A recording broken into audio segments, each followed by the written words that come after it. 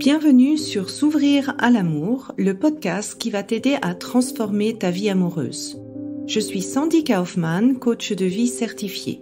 Sur ce podcast, je t'aide à comprendre et à changer tes mécanismes en amour afin de rencontrer la personne qui te correspond et construire une relation de couple épanouie. Tu y trouveras des réflexions, des exercices concrets tirés de mon activité de coach et de l'approche psycho-corporelle que je pratique, ainsi que des conversations inspirantes avec des experts ou des personnes comme toi et moi qui t'expliqueront leur chemin personnel pour s'ouvrir à l'amour.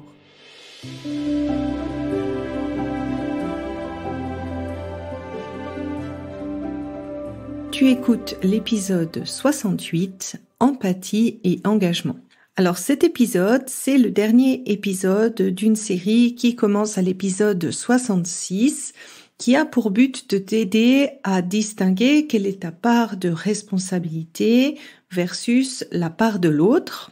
Et cet épisode, en fait, il est particulièrement consacré à toutes les personnes qui ont la tendance à faire passer les besoins des autres avant les leurs, ou dès qu'elles font une demande en fait par rapport à leurs besoins et leurs limites, elles ont l'impression de forcer, de contraindre l'autre partenaire, voire de le manipuler, ou bien toutes les personnes qui ont cette impression de pas être assez compréhensifs, assez empathiques envers l'autre, parce que justement elles imposent leurs besoins, ou bien parce que elles ont l'impression de menacer l'autre de partir si ses besoins sont pas écoutés. Menacer, bien sûr, au sens figuré, pas au sens propre.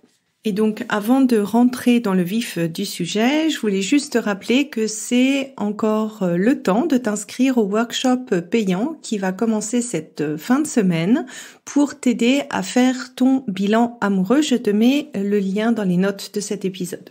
Et en fait, ça, c'est une vraie question parce que oui, il y a certains de tes besoins, il y a certaines de tes limites qui vont avoir un impact forcément direct sur l'autre. Typiquement, si toi, tu veux l'exclusivité d'une relation et que l'autre est plutôt dans une optique de relation ouverte, eh bien, ton besoin d'exclusivité va limiter à l'autre son besoin d'ouverture dans la relation. Donc, c'est en effet une vraie question. Et comment arriver à naviguer dans cet équilibre finalement où tu as envie de respecter tes propres besoins, mais tu as aussi envie de respecter l'autre. Et le principe en fait qui te permet de faire ça, c'est de t'inclure dans l'équation.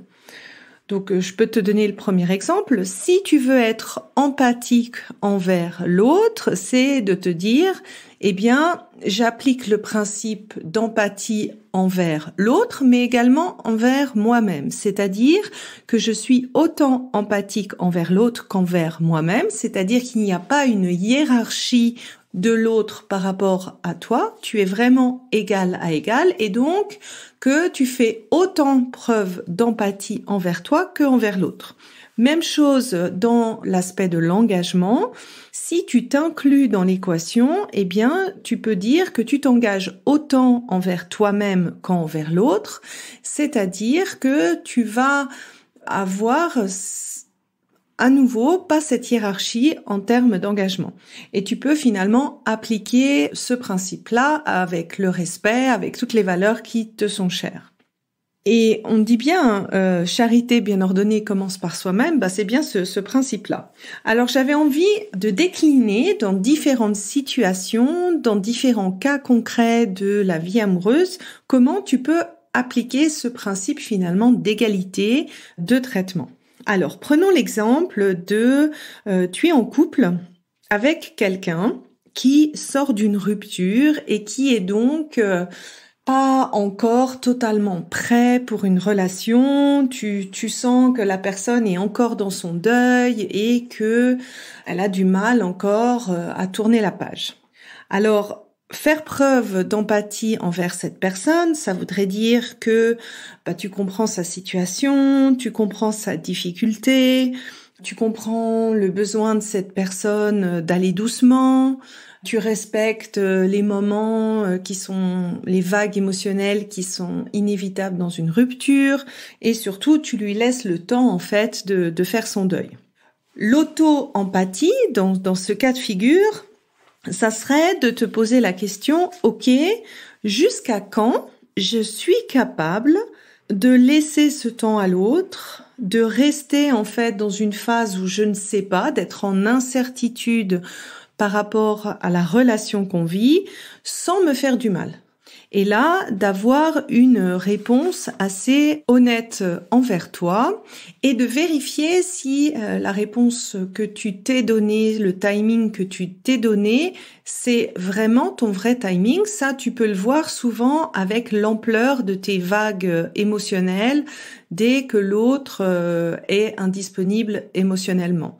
Donc si par exemple tu dis bah oui, moi dans ma tête je me sens tout à fait capable de lui donner 6 mois, mais que à chaque fois que tu sens qu'il se retire, à chaque fois que tu sens qu'il prend de la distance, tu es en mode panique.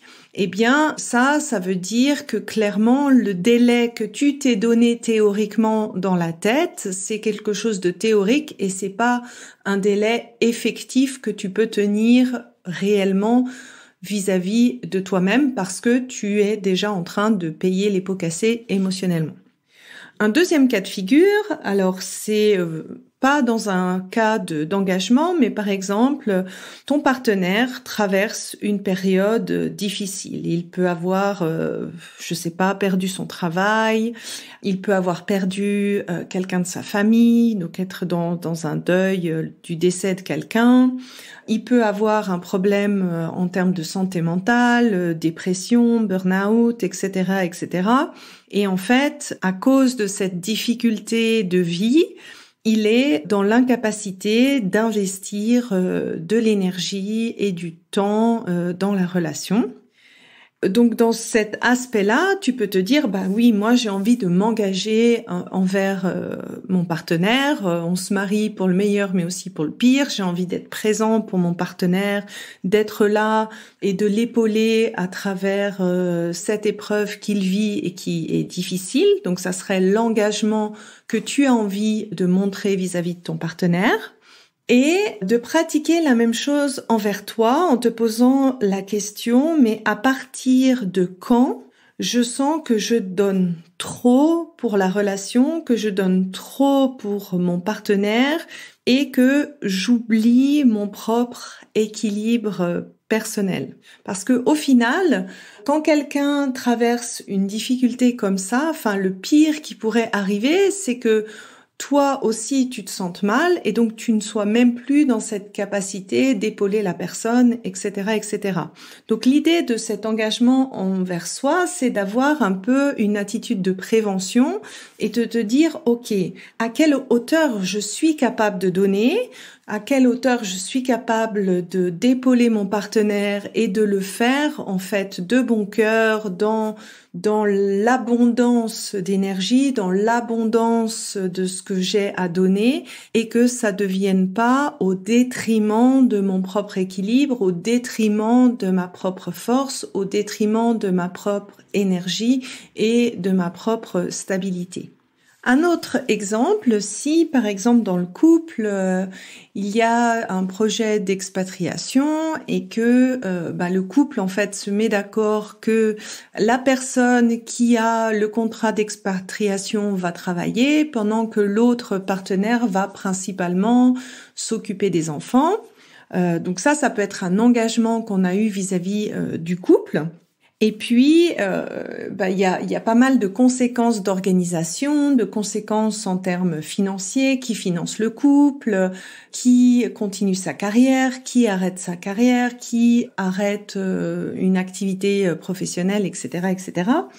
Et ici, la question de l'engagement envers soi, ça serait de se dire, ok, mais est-ce que cette décision que j'ai prise finalement en amont, que j'ai pas expérimenté avant, est-ce que cet engagement que j'ai fait vis-à-vis de mon couple, vis-à-vis de mon mari ou de ma femme, selon qui continue de travailler, vis-à-vis de mes enfants, en quoi, en fait, cet engagement que j'ai fait, est-ce que ça me rend heureux ou pas? Est-ce que ça va dans le sens de le développement et mes projets de vie perso ou pas? Et jusqu'à quand j'ai envie de sacrifier mes désirs profonds de réalisation pour respecter un engagement que j'ai convenu avant d'en vivre finalement la pleine expérience. Et là, de se dire, s'engager vis-à-vis de soi, ce serait de dire, ok, j'accepte que a priori j'ai pris un engagement et que j'ai fait une erreur, que je me suis rendu compte finalement que cet engagement n'était pas exactement ce que je voulais, et d'affronter en fait, de rediscuter les termes de l'engagement, de oser avoir une discussion difficile pour retrouver un meilleur équilibre entre l'engagement que j'ai décidé pour ma famille et l'engagement que je tiens vis-à-vis de moi-même, c'est-à-dire de veiller à mon bonheur et de veiller aussi à ma réalisation personnelle. Soit dit en passant, le fait de faire ça, le fait de ne pas totalement s'oublier pour une relation, ça peut paraître égoïste des fois sur le court terme, mais personnellement, et j'en ferai, je pense, un épisode de podcast où je parlerai de ce compte bancaire émotionnel. Souvent, si on s'oublie totalement dans une relation, ça accumule du côté personnel beaucoup de frustration, et cette frustration, quelque part, elle se fait ressentir indirectement dans le couple, et ça explose souvent plus tard sous forme de crise. Donc ce n'est pas forcément non plus une solution. J'aimerais donner un autre exemple d'empathie. Par exemple, si les partenaires ont des rythmes différents, c'est-à-dire un partenaire aimerait déjà emménager avec l'autre est pas trop pressé, ou un partenaire aimerait déjà se marier, mais l'autre trouve que c'est encore un petit peu trop tôt. Donc en fait, vraiment des questions de rythme qui sont différents. Et là, la question, faire preuve d'empathie, ça serait de dire, oui, j'ai envie de respecter le rythme de l'autre, j'ai envie que ça vienne de lui, qu'il en ait vraiment envie, que ce soit un déroulement naturel de sa part. Et l'empathie envers soi-même, ça serait de se dire, mais jusqu'à quel point en fait j'oublie mon timing, et à partir de quand je suis obligée de respecter moi, ma manière d'être, mon besoin d'avancer, et finalement de mettre en fait cette envie de respecter le timing de l'autre à la même hauteur que de respecter son propre timing. Alors, dernier exemple pour clôturer ce chapitre, ça serait de dire, je me suis engagée dans mon couple. Au moment où on s'est mis en couple, en fait, j'avais un travail en tant qu'employée, un travail stable, une rémunération stable, qui crée un certain niveau de sécurité dans le couple. Et puis, à un moment donné, le besoin ou l'envie de créer une activité, de lancer son business, de devenir entrepreneur vient. Et à partir de quand, en fait, je m'engage à respecter cette envie de création, ce besoin de réaliser mon rêve pro. Et là, ça serait de se dire, comment j'arrive à m'engager sur un certain niveau de sécurité pour le couple, par exemple, en fixant un délai clair d'essai, c'est-à-dire, je sais pas jusqu'à quand je suis OK de faire un essai, ou quel résultat je dois obtenir pour continuer de pérenner cette sécurité, ou quelles sont les économies que je dois mettre de côté pour, dans le pire des cas, arriver à participer à ma part du budget dans le couple, versus ne pas laisser tomber mon rêve, ne pas essayer d'aller lancer ce que j'ai envie de lancer, juste par peur, en fait, de la réaction de l'autre, ou de l'inquiétude de l'autre, ou de l'aversion à la prise de risque que peut avoir l'autre. Alors j'espère en fait que cet épisode t'aura donné des clés pour arriver justement à faire ce trade-off finalement entre comment j'ai envie d'être avec l'autre et comment j'ai aussi envie de m'inclure dans l'équation. Je me réjouis d'échanger avec toi sur Instagram ou bien ce dimanche dans le workshop du bilan amoureux. Belle journée! Si tu apprécies ce podcast, la meilleure façon de m'encourager est de me laisser une revue sur Apple, Spotify ou de transmettre cet épisode à une personne de ton entourage. Et si tu es prête à t'ouvrir à l'amour et à transformer ta vie amoureuse, je t'invite à rejoindre mon programme de coaching S'ouvrir à l'amour ou de consulter mes programmes d'auto-coaching en ligne. Tous les détails se trouvent sur mon site sandykahoffman.ch. Et n'oublie pas, il n'y a que tes peurs qui te séparent de l'amour.